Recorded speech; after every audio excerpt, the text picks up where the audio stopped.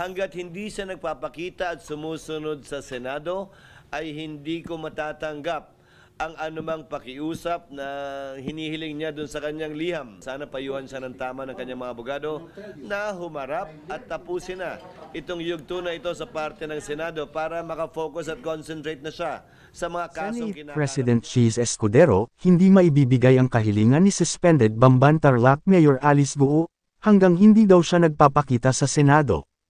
Aniya ng senador, bagaman nauunawaan ko yung pag-unawang hinihingi niya, hanggat hindi siya nagpapakita at sumusunod sa Senado, ay hindi ko matatanggap ang anumang pakiusap na hinihiling niya doon sa kanyang liham.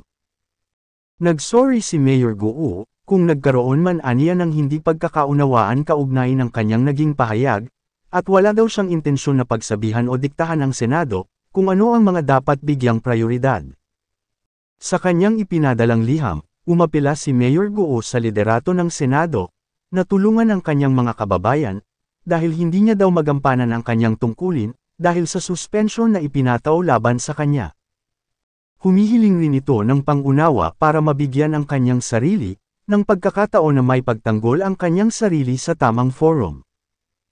Hindi naman nakasaad sa liham ng suspended mayor, kung dadalo siya o hindi sa investigasyon ng Senado, o susundin niya ang subpoena at arrest order na inisyo ng Senado sa kanya. Hindi ko nasasagutin, magsisilbing sagot na ito para sa kanya. Dahil sumulat siya dahil sa sinabi ko sa media, edi ang sagot ko na rin sa sulat niya ay sa pamamagitan ng media. Tingin ko, pati siya ay naguguluhan sa kasalukuyang sitwasyon. Mahirap din naman siguro ang malagay sa ganitong sentro ng atensyon ng bawat ahensya ng pamahalaan. Aniya ni Senator Escudero.